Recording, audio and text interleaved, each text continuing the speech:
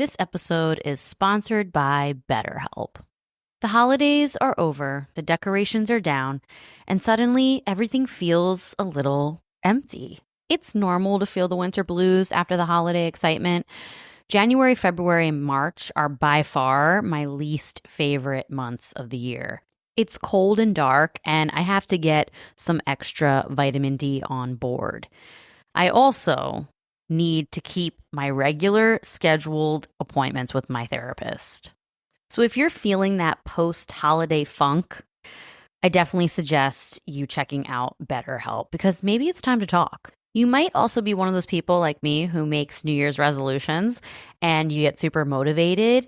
So maybe you need someone behind you to hold you accountable and come up with a plan to meet your goals. BetterHelp is super convenient, totally online. You have a therapist right at your fingertips whenever you need them. So head over to betterhelp.com/wifeofcrime1 to get 10% off your first month. That's betterhelp.com/wifeofcrime1 for 10% off your first month. This episode is brought to you by Amazon. Sometimes the most painful part of getting sick is the getting better part. Waiting on hold for an appointment, sitting in crowded waiting rooms, standing in line at the pharmacy, that's painful. Amazon One Medical and Amazon Pharmacy remove those painful parts of getting better with things like 24/7 virtual visits and prescriptions delivered to your door. Thanks to Amazon Pharmacy and Amazon One Medical, healthcare just got less painful. This podcast is an unscripted, unedited conversation about true crime. We take the cases very seriously, but I don't take myself seriously at all, and neither should you. Welcome to Wife of Crime. So, Russ, there have been a few cases that I've told you over the last few years that involve children surviving insane circumstances. Since it's the holidays, I wanted to tell a story with a positive ending. This case is truly unbelievable and again shows us how resilient little kids can be. This is the incredible survival of Thaddeus Phillips.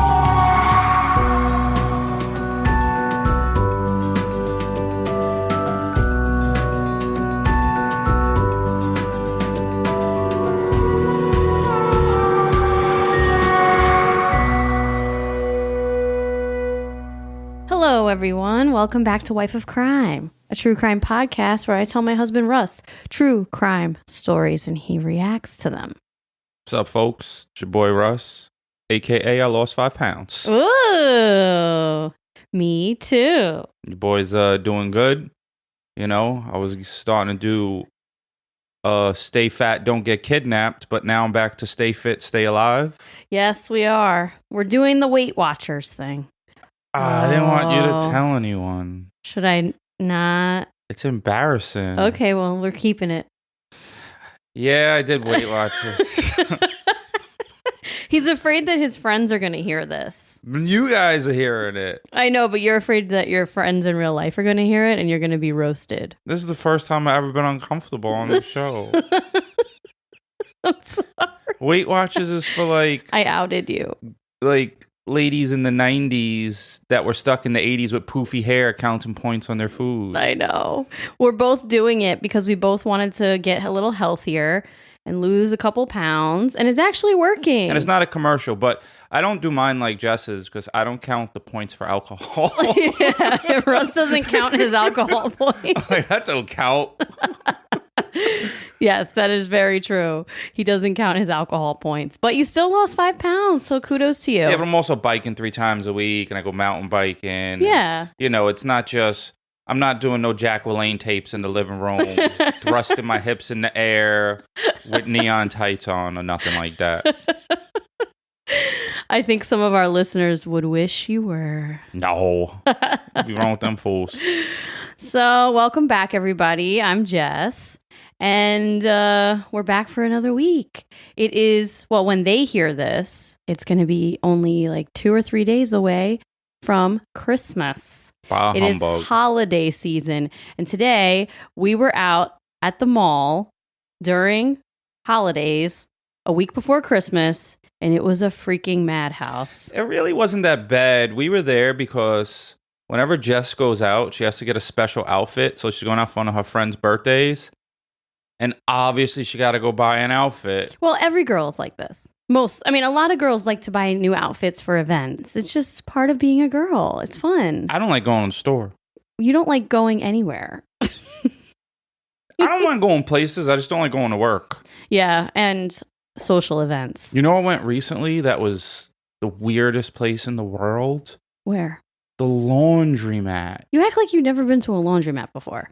I don't remember. Well, normally, like, I'll just accompany you and not pay attention. But I went on my own.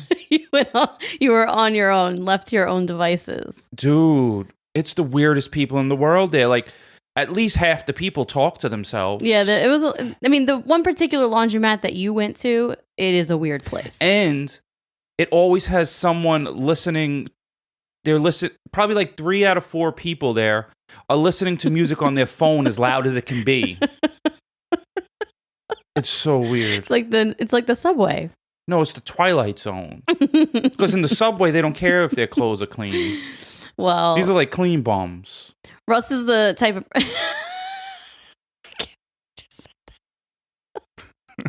God. Russ is the type of person that... I lost my train of thought because of that comment. It was that bad? No, I just lost my train of thought. So it's almost holiday time. Well, it is holiday time. We celebrate Christmas. So I have a couple quiz questions for you. Oh, jeez. For the people so they can get to know you better. Russell. Christmas. Don't call me Russell. Quiz. Okay? What is your favorite Christmas or holiday movie? Ready, set, go. It's a Wonderful Life. Oh, mine too. Okay. What is your favorite Christmas or holiday song? Ready, set, go. Grandma Got Ran Over by a Reindeer. I knew you were gonna say that. I should have said my answers. Oh, we couldn't do it really. Like the dating game where I could guess what you were gonna say. Yeah, you do love Grandma Got Run Over by a Reindeer, which is kind of ironic because your grandmother is your probably second or first favorite person that ever lived. Yeah. So why do you love Grandma Got Run Over by a Reindeer so much? Because she had too much eggnog and then she got ran over. You didn't think it's funny that she was drunk? Yeah. It's a funny song. It ain't a true story because reindeers aren't in the street. Well, reindeers are in Norway, though. And you are Norwegian. So isn't that interesting? Yeah. They eat reindeer in Norway. Maybe, have barbecue reindeer. Maybe one day if we visit Norway, we can try to eat reindeer. I don't know. It sounds interesting. But then you won't get no Christmas gifts if you eat one of Santa's reindeer. Yeah, I know. Well, this month on the Patreon, we covered the Texas killing fields. We released it this week, and such a crazy documentary. Yeah, the whole field full of bodies. Yeah, I really got emotional on this one. I cried a couple times while watching it, and it was really good. So if you're interested in listening to our coverage of that, head on over to the Patreon, and you got to shout out the patrons for this week. All right, folks. We got this Patreon. You join, I shout you out, and you get to listen to a boatload of extra episodes. And if you don't like commercials, head over there because there ain't no commercials. Yep. So the people that joined this week are Allison, J Bell, Jess, Uba. Did someone call an Uba? That is how you say Uber. You say Uba. Yeah, Uba. Yeah. Uber's here. That's literally how Russ says Uber. Okay, good. Natasha, Lee, Janelli, Marianne, Nadia. Heather, Stephanie, Dan, Beth, and Pollyanna. So shout out to you guys. Thank you very much. Cheers. I got me my little what am I drinking? Rum and Coke this time. Rum and Coke. Diet cherry Pepsi to be exact. Yeah, rum and diet cherry Pepsi. Because if you're doing the diet thing, it's 0 points for a diet soda. And no calories. All right, so every week I also have another job.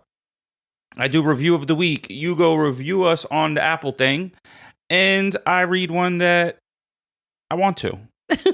So this one is from Auntie Rara. It says, "Love these two!" Exclamation points. 5 stars. If I go missing or something happens to me, I need Russ the profiler on my case and for Jess to share my story on the podcast. But only once it's solved because no one likes an unsolved mystery. Love the show. That was a good one. So, we will definitely be on the case, Auntie Rara. Thanks, Auntie Rara. I would say if you go missing, let us know so we can share the case. But then you're missing, so you probably can't tell us. Yeah. So, yes, you can't tell. So you got to tell your family to tell us. Yeah, say, hey, if I ever go missing, hit up Russ the profiler, and he'll save me. Yeah, there you go. I thought you were going to read that other review. The one that says, I don't know what I expected Russ to look like. Yes, I thought that was so funny. I don't know if they were wondering what I look like and then they went to see. Mm-hmm. Or like they pictured something else. Or they were just astounded by my handsomeness when they looked it up. It reminded me of the review when the person said they expected you to be bald. What about my voice has a shiny head?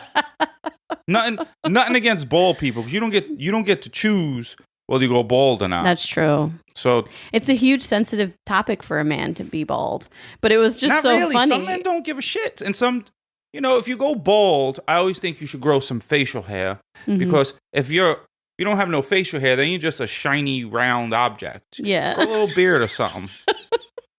So, a few months ago, we watched a movie called The Black Phone. We watched it at your sister's house. It was a new horror movie that came out over the summer starring Ethan Hawke about a young kid who gets abducted by the Grabber, a serial child killer. He wore the mask, right? Yes. And he locks him in the basement. And and there was dead people down there. Yeah, I thought Ethan Hawke only ever did Training Day. That's the only time I've ever seen him. He's been in a lot of movies, but he locks the boy in the basement, and the boy is able to communicate with the Grabber's past victims who help him try to escape. And I thought it was such a good movie. It was really good. It was a solid watch. I watched one recently on Netflix, the one with Wolverine. What's his name? Oh, with Hugh Jackman. Hugh Jackman, and that was a good one too, about his daughter and his friend's daughter went missing, and The Prisoners. The Prisoner. You should check that out. That's a pretty good movie. It's not that new. It's been out for a while, and as I was watching, I was like, I probably have watched this. I just don't remember what happened, and it was pretty good. Well, this movie, The Black Phone, it was really good, and it highlighted how resilient little boys are.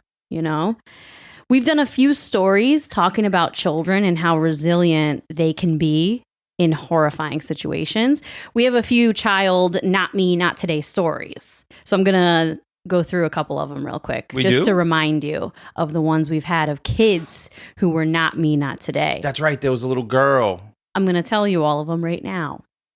13-year-old Elizabeth Schoaf. She was our first one. She outsmarted her abductor, Vincent Filia. Fuck you, Vin. And 10-year-old Crystal Searles, whose throat was slit and left for dead, but she escaped and then took down the serial killer, Tommy Lynn Sells. That's right. Fuck Tommy. Didn't she write something down on paper or something like that? Yes, because she couldn't speak. Yo, my memory's on point today. 11-year-old JC Lee Dugard, who was kidnapped while walking to her school bus stop and survived years of abuse and then bore her abductor's children. I don't really remember that one. In the shed in the backyard in this makeshift room that he created for her. And most recently, 7-year-old David Rothenberg, who survived being attempted to be burned to death by his father. Oh, that piece of shit burned. Dave. Dave. There are some really resilient kids out there. And, this week I was at work and I met a kid who has been through a lot of crap. And he is so resilient. And it just made me think about a lot of these kids that we've covered and cases we've covered of children who make it through situations that you're just like, How? How could you possibly survive that? So today I'm bringing you another story of a young boy who fought for survival. The story of Thaddeus Phillips is literally unbelievable. And since it's the holidays, I wanted to do another Not Me, Not Today. I know I did one pretty recently, but I was like, nah, I need another Not Me, Not Today right now. Shout out to Jess for bringing another one through. Those are everyone's favorites. Yeah, they're the best. I will warn you, the details are brutal and hard to hear. But this story is so inspirational. Once I heard it, I had to tell you. This is the amazing survival of Thaddeus Phillips and the takedown of Joe Clark, the bone breaker killer. Are you ready? Yeah. When Thaddeus Phillips, aka Thad, was 13 years old, he and his family moved to a small town in Wisconsin called Baraboo. Fun fact about Baraboo, Wisconsin, it's actually nicknamed Circus City because it's the home of Ringling Brothers Circus for over 100 years. Wow. Until 2017. I know a fun fact about Baraboo. What? 8 out of 10 people that live there don't know how to spell Baraboo. Baraboo. That's not true. Ringling Brothers had their first circus in Baraboo in 1884. See, the circus is dope when you're a kid, but then when you get older, you like those poor animals. So now, the circus isn't around no more, at least in New York. I know that for sure. Well, yeah, it's not there anymore either. It stopped in 2017. But they still have museums there, and they also have the Clown Hall of Fame. I know some fools that live in the Bronx that could be in a Clown Hall of Fame. Well, they have the real Clown Hall of Fame there. So Thad and his... We should nominate people for the Clown Hall of Fame every now and then on this podcast. That would be funny. So Thad and his family moved to Baraboo in 1995. And he's kind of the new kid on the block. But over the last few weeks, he had met some boys his age in the neighborhood, and he had just started school and began making a couple of friends, a couple acquaintances. The small town of Baraboo had experienced a tragedy a year before this in 1994 when a 14-year-old boy named Chris Steiner disappeared from his bedroom in the middle of the night and was found 4 days later floating in the Wisconsin River. Chris's body was badly bloated and almost unrecognizable. No one knew what happened to him. All cops found at the scene was a ripped window screen in his bedroom and muddy footprints. So everyone's like, who did this to Chris and why? How did he end up in the river? That's why I never feel safe whenever I'm on a ground floor. Like, anybody could just get in your house. Because if you think about it, you'd be like, oh, my house is secure. We have glass. Anybody could break a glass and get in your house. For some reason, we feel secure behind glass. Well, yeah, you grew up in a building. Yeah, I lived on like the 7th floor, so I felt safe than a motherfucker. Yeah. Well, everyone, had no idea what happened to Chris, how he ended up in the river. And, he was only 14 years old. So with little leads, the case eventually went cold. On July 25th, 1995, Thad was watching TV in the living room with his family, and then he happened to fall asleep on the couch. He started to slowly wake up in the middle of the night when he felt someone picking him up off the couch and carrying him. He didn't think much of this, though, because his father would often pick him up off the sofa and carry him to bed when he fell asleep on the couch. So he thought it was his dad. At 13, you said? Yeah, he's 13. Oh, damn. I thought that was something people do when they're young. It's I feel like when you get old, they just kick you, but not a hard kick, but nudge you, get up. Well, he said that his dad had done it before, so he was kind of disoriented because he was half asleep and he just felt somebody carrying him, but he just assumed it was his dad. Yeah, because who else? All you would think is the only person in the house that can actually pick me up is my dad, and no one's in this house. Exactly. But then, disoriented, Thad starts to realize he's outside. Is this a dream? He thought. He starts to open his eyes, try to get them open because he's literally asleep. And he realizes he's not being carried by his father. Instead, it's a teenage boy that he's never met before.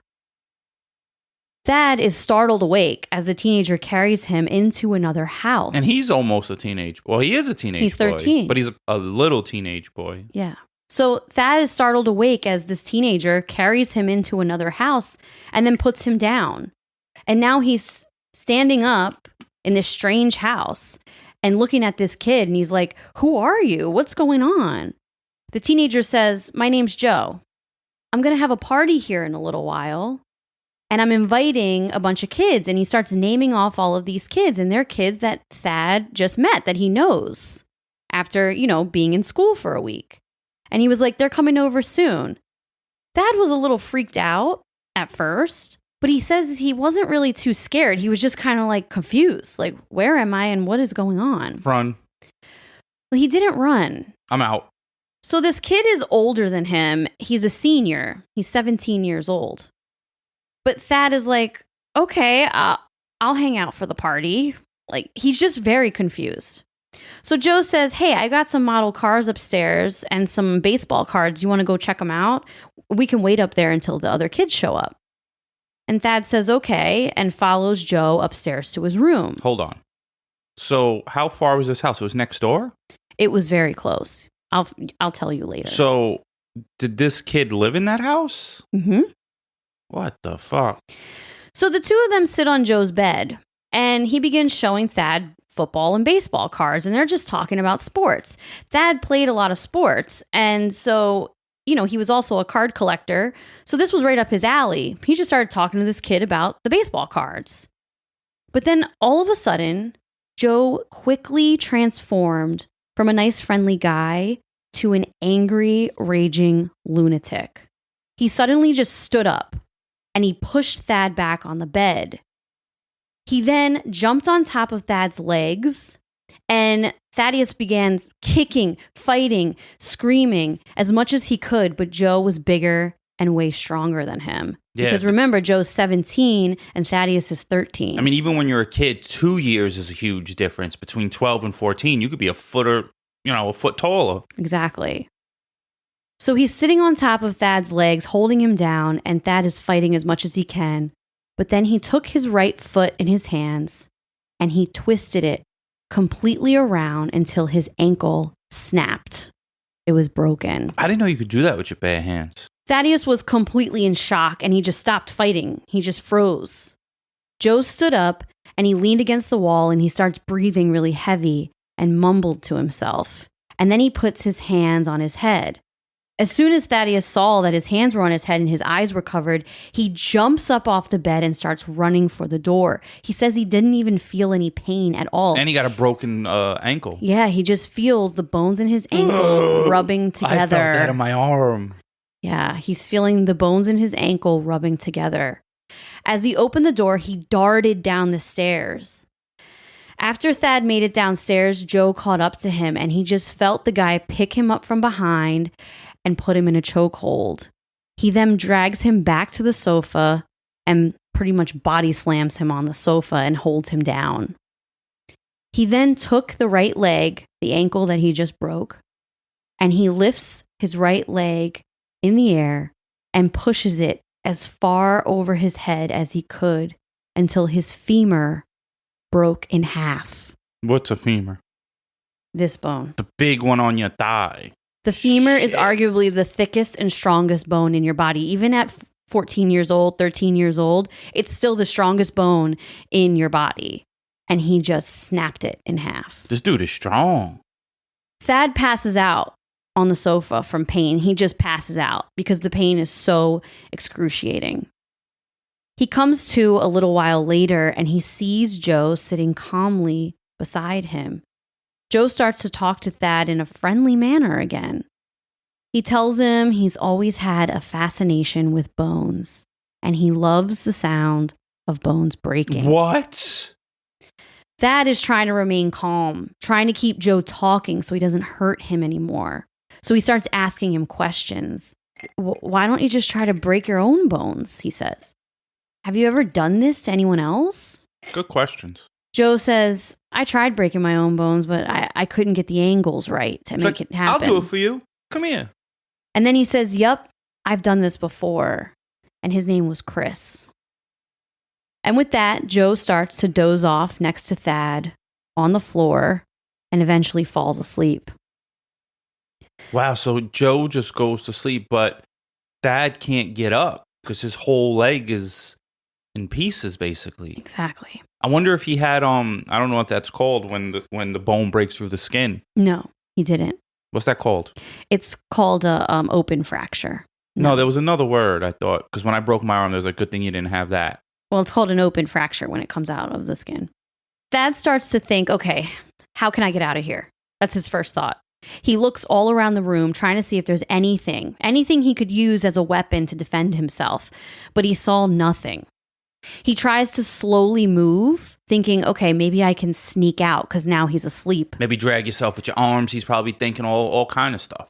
But as soon as he shifts his body, he is electrocuted by the pain in his right leg, like a shock to his system. I thought you were going to say it was booby-trapped. No, he's just the pain, like that intense electrocution type of pain, where it just like zings your whole body.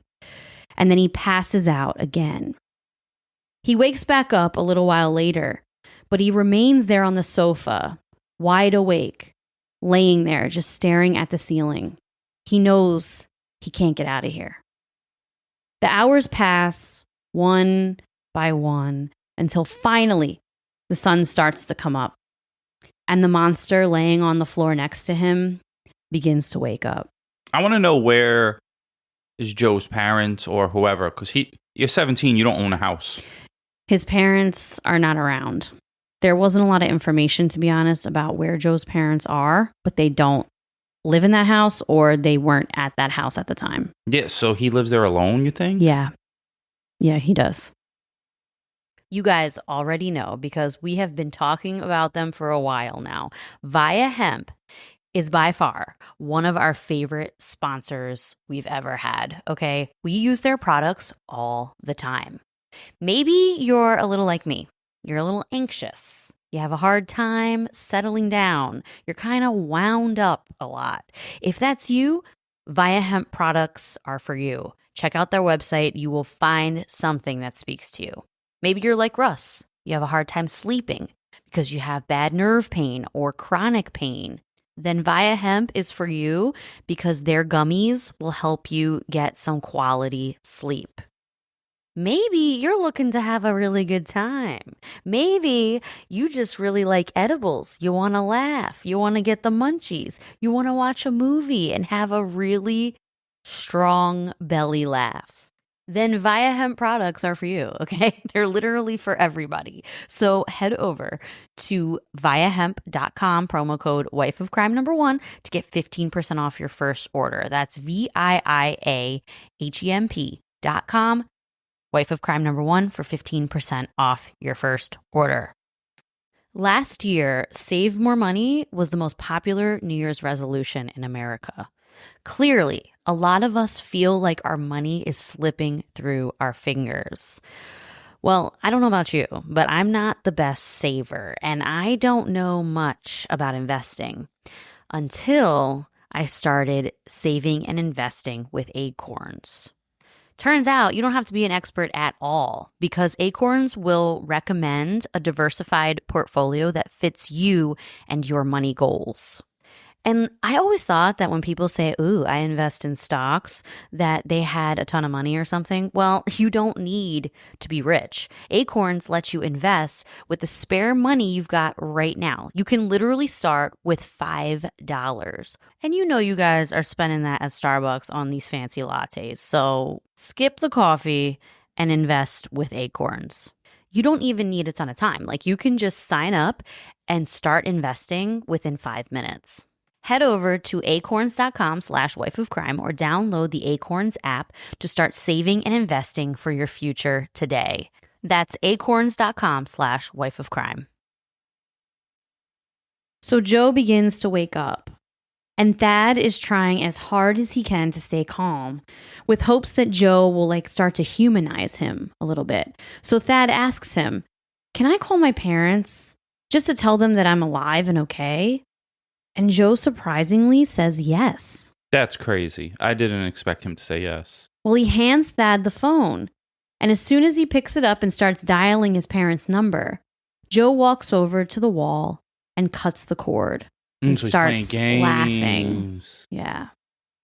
Instead of getting angry or showing any type of emotion, Thad says he didn't want to make Joe mad, so he tried another strategy. He knew he wasn't as strong as Joe, so he started getting him to talk. He asked him tons of questions about himself and just pretended to be super interested in Joe's life and the things he had to say. Wow. He talked to him about his favorite shows, sports, literally anything that popped in his head just to keep Joe talking. That's crazy to stay so calm and cool, because I'd be thinking it's over. And then, like, I don't know, looking around the room, can I find something to stab him? Or no, Thaddeus was keeping it super cool. Thaddeus was super thoughtful and methodical about this, especially as a 13-year-old kid. Like, he really held it together. Wow. This plan worked for about 2 hours. The two boys talked and watched TV together. But suddenly, out of nowhere, just like the night before, Joe turns and looks at Thad. His whole face had changed. He stared at him with an angry, evil look. Quickly, he got up, picked Thad up, and carried him up to his bedroom again. Thad was kicking and fighting, but he couldn't escape the torture. Joe threw him on the bed, sat on his legs, and this time grabbed his left foot and did the same thing, twisted his left foot until it broke. As soon as this happened, Thad felt this rush of adrenaline. So he sat up and he started punching as hard as he could. He started punching Joe in the head, the side of the face, the back, like doing everything he can to just try to punch him in his face. While he still has use of his arms, because if his legs are gone, the arms are probably next. Exactly. But Joe grabbed a pillow and smothered Thaddeus with it. He told him if he tried to fight him again, he would break his neck. Thad, almost completely breathless, falls limp on the bed and just lays there for a few minutes. Joe then gets up and his demeanor completely changed again. He was calm. He begins gathering a bunch of different things: socks, t-shirts, even a set of leg braces. He sits next to Thad on the bed and says, "I love to break bones, but I also like to fix them once they're broken." What? He begins wrapping Thad's legs and feet with these socks, bandages, and then he puts his legs in these braces, like these leg braces. This dude's a fucking kook.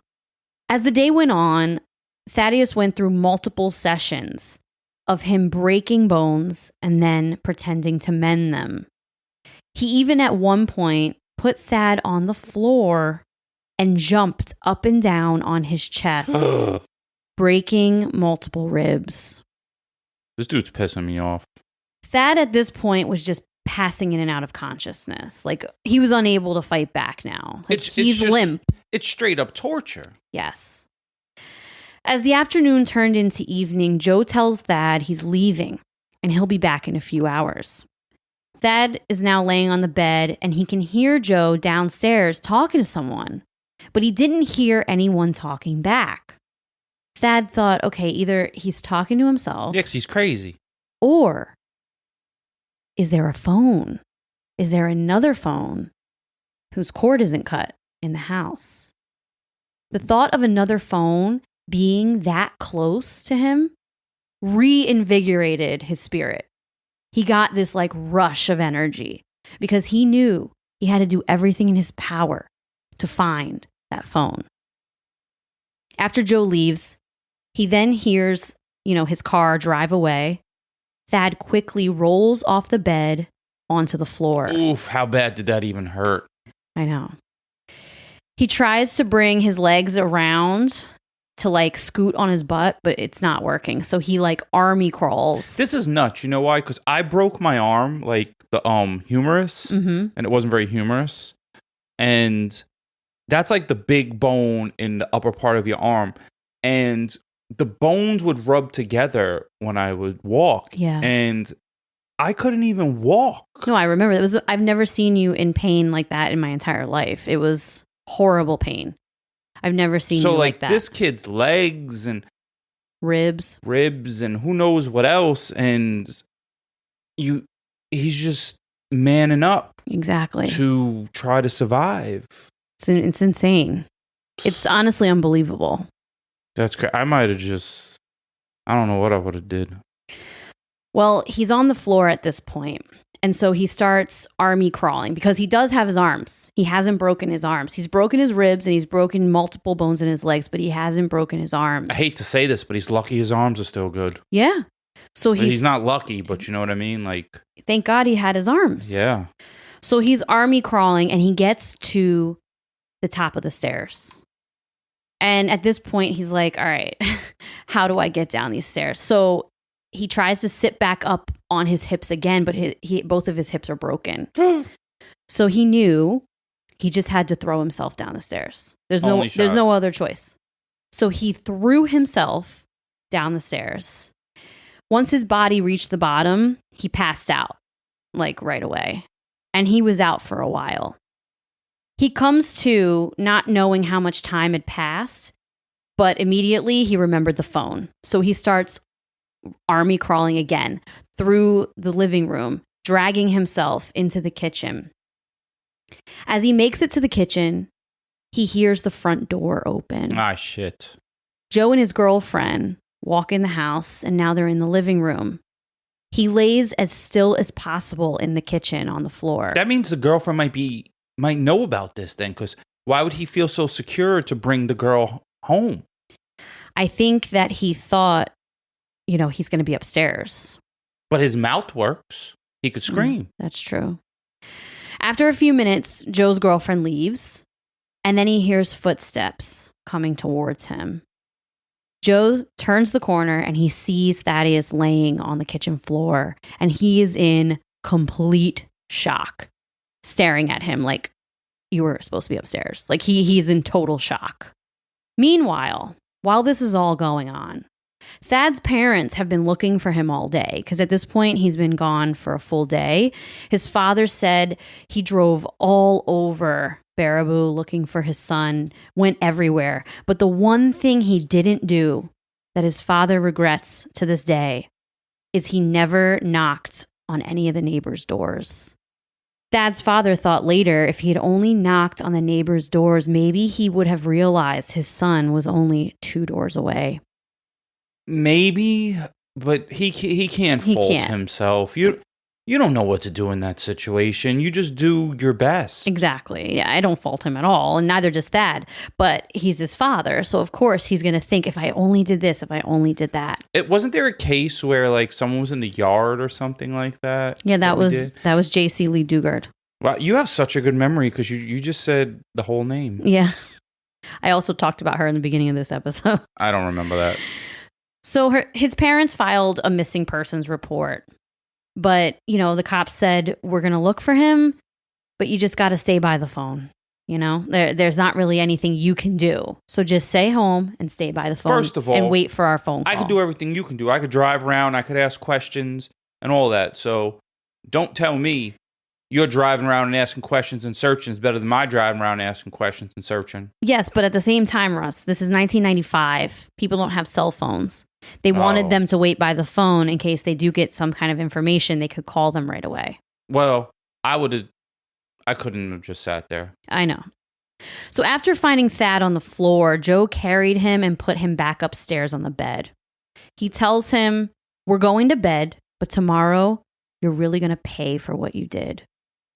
The next day, Joe continued to torture Thad. He broke more ribs. He twisted his right knee around, breaking his kneecap in half. By this point, Thad was bleeding internally so badly the blood was building up inside of his legs. They were like very swollen.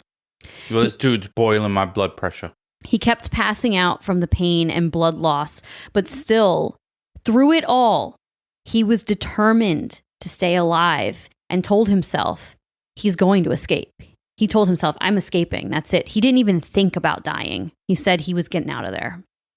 That evening, I love his drive. Joe locked Thad in the bedroom closet. He told him he was going out for the night, but he's locking him in the closet so he definitely couldn't pull that stunt again. After Thad heard Joe drive off, he started feeling around in the closet. He was in the dark, so he's feeling all around, trying to figure out if there's anything in here he could use to get out. Yeah. He felt a guitar.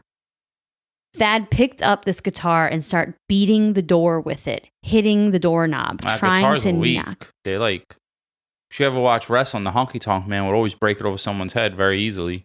Well, today it worked. He slammed the guitar against the door with all the strength he could muster, and miraculously, he busted the closet door open. Thad was determined to survive, get back down to that phone. So he repeated the same steps. And he knew at this point, it had been almost 2 days, and he is like literally passing out every other minute from the pain and blood loss. He knew this was his last chance. So he took everything inside of him. He mustered up his strength, and he army crawled to the stairs. He threw himself down the stairs. He army crawled again through the living room. And as he did this, he passed out every few minutes. He might could get out the house at this point. He just needed to make it to that phone. That was his sole focus. So getting from the upstairs closet down to the kitchen took him a couple hours because he kept passing out. Finally, he made it to the phone. It was one that was hanging on the wall, but it had the long cord. Oh, so you could pull it. So he starts yanking on the cord until finally it falls on the kitchen floor. And luckily, the numbers were on the phone and not on the receiver. Oh, shit. It wasn't like, yeah. Thank God. And back in the day, the equivalent of having a new iPhone was having a long-ass cord to your phone so you could walk around the house with it. Yeah. For the youngins, phones used to have cords. Thad finally calls 911. Oh, my God. When the call came in, he was so calm sounding that the dispatcher questioned if this was a prank call. Because he said, like, Who cares? I was abducted, my legs are broken, and I'm at this house. And he literally sounded so chill that the dispatcher called the police officer that was going to be coming by, and he literally said, "This better not be a prank call. This kid sounds way too calm for this." You shut up, you stupid ass phone call answerer. The kid, what do you want him to do? I know. It's not your job to... Phone call answerer is a dispatcher. I couldn't think of it. Just tell the police, hey, go check this out, just in case it's something. Whatever it is, the kid asked for help. He did, and they came. And now I'm going to have some 911 operator, you called me a phone answerer. Maybe you're not. Maybe you're good at your job. This dude is an idiot. Well, minutes later, police arrive, and to their utter shock, they find 13-year-old Thad mangled and swollen on the kitchen floor. Wow, he probably looked like shit. Yeah, his legs, there's tons of pictures. I'll post pictures of his legs. They were very swollen, discolored, and really, really bad. Really I wonder if Joe gave him water or food or anything throughout this.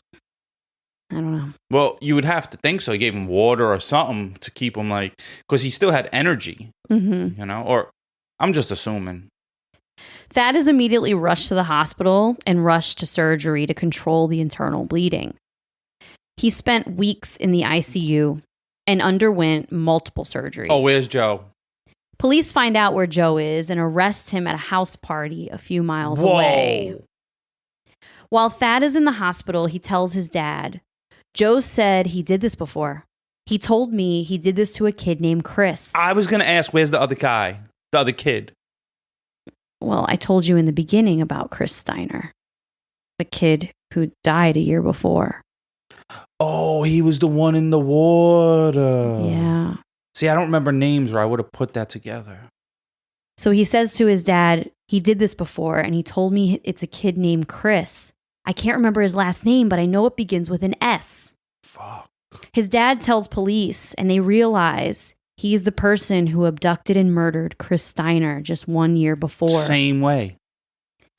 The family had Chris's body exhumed because at the time they found Chris Steiner's body in the water, he was very bloated and they didn't do any They didn't check the x-rays. bones. So they had his body exhumed and did a series of x-rays, which confirmed that Chris, too, was a victim of the bone-breaking torture. Joe Clark was now charged with the murder of Chris Steiner and the attempted murder of Thaddeus Phillips. Thad spent months and months recovering, and after intense physical therapy was able to walk again, although for the rest of his life, he will walk with a limp.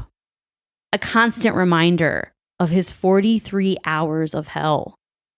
But he says what kept him going during all that physical therapy and during all the hospitalization was the day he could stand up in front of court and in front of Joe Clark and testify against him. That's what his whole motivation was to take him down. I think they should give Thaddeus an option to break as many and whatever bones he wants on Joe. Well, I think an eye for an eye. That's not the world we live in, but I understand why you feel that way. Yeah, just, hey, he could still go in jail, break his legs, and he won't be able to move, and he'll be a free butt roaming around jail. Well, he says he wasn't scared at all to testify against him. He couldn't wait to do it. He was like excited about it. That's how this kid is. You can tell his mindset is just like crazy. He's like David Goggins. Yeah, he is. He like, reminds me of David Goggins. Yeah, like there's no quit, and I'm doing this. Not me, not today. Oh man, that's right. Yeah, that got me hyped. I know. So Joe Clark's defense team tried to enter an insanity plea, but fuck them. At the trial in the fall of 1996, they were stunned when the state presented some damning evidence.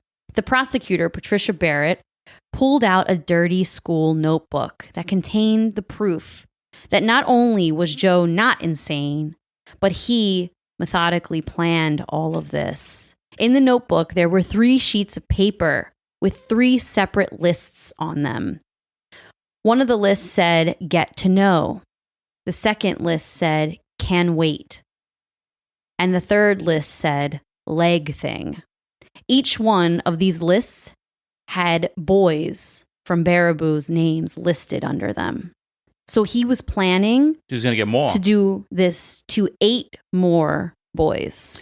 You know, he was a potential serial killer, but he was too stupid to even be a serial killer. This dummy just left like people he was torturing alone in his house. Not that I'm trying to tell you how to kill people, but he's an idiot and he's a bad person. And I hope they break his legs. And I hope a lot of bad things happen to him in jail that he doesn't want to happen to him. Well, he was sentenced to 100 years for the attempted murder of Thaddeus. But to the prosecutor, Patricia, that wasn't enough. She wanted to ensure that he would never see freedom again. Absolutely. She asked Thad to testify against Joe a second time in the trial for the murder of Chris Steiner. Thad agreed, and he was ready to do it. But a few days before he was set to testify, Joe Clark's best friend, 15-year-old Michael Hipch, knocked on Thad's door. When Thad came to the door and opened it, he shot him twice with a hunting rifle. Wait, what? Wait.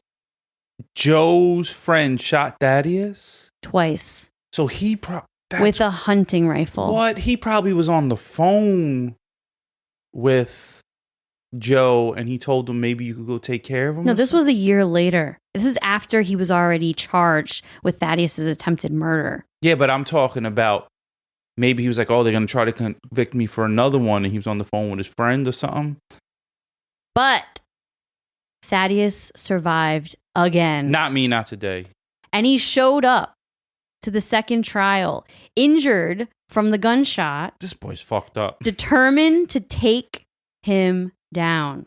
Thad's testimony in the trial helped put Joe Clark away for life. So now he is serving a life sentence plus 100 years and will die in prison. What happened to the dude that shot Thaddeus? He went to jail and then got out because he was a minor. And then he ended up going to jail again for 15 years on a sexual assault charge. I hope this person rots in jail too. Thaddeus Phillips not only survived 43 hours of hell, having many bones broken in his body, being shot twice with a rifle, but he is truly a hero to Chris Steiner's family, bringing much needed justice. And he's also a hero to the 8 other boys on Joe Clark's list, ensuring they would never go through what Chris and Thad endured. I wonder if they ever told the boys, like, hey, your name was on his list. I don't know. Like this guy, like, was going to get me next. Yeah. And I wonder what made him pick these boys out. Like, Yeah. I wonder what features or age or where they lived or... Mm-hmm. Well, the interesting thing is we'll probably never know, because to this day, Joe Clark maintains his innocence. Well, about what? Claiming on a few true crime podcasts that he knows Thad was in his house, but has no idea how he got there. And He went on podcasts? yes, How do we get him on here? he's on a few podcasts talking about how he has no idea how Thad got into his house. He has no idea how his bones got broken, and then he has no recollection of the 43 hours at all, and that he didn't kill Chris Steiner, and that list is bogus, and none of it makes sense. Hey, bro, if your punk ass want to come on this show, I don't even know if I want to talk to you. I don't want to talk to him. He ain't coming on my show. Well, I'll talk to that punk ass motherfucker. Well, he's in jail, so I mean, but he likes to talk No, about I ain't gonna how talk to him because I don't even want him to have a voice. I want him to be forgotten about and rot under the jail. So we'll never know what his motivations are, but clearly he is a sadist. Because I would yell at him too much. And we wouldn't get no words in. It would be like when you're playing video games and that little kid that just yells over your voice over and over and over. Well, clearly he's never going to admit what he did. He's an arrogant sadist, and he is claiming he has no idea what happened. But you don't torture people like that, you know, if you're not a sadist. Another What's thing, a sadist? someone who enjoys having power. There's like Okay. sexual sadists. There's a lot of serial killers like Jeffrey Dahmer, like tons of them.